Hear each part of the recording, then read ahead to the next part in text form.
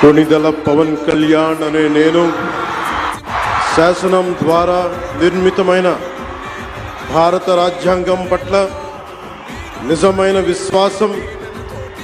విధేయత చూపుతానని, భారతదేశ సార్వభౌమాధికారాన్ని, సమగ్రతని కాపాడుతానని,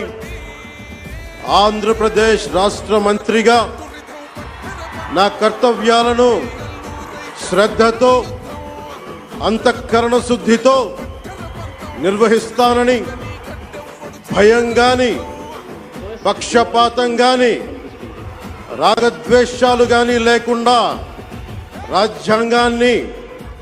శాసనాలని అనుసరించి ప్రజలందరికీ న్యాయం చేకూరుస్తానని దైవ సాక్షిగా ప్రమాణం చేస్తున్నాను.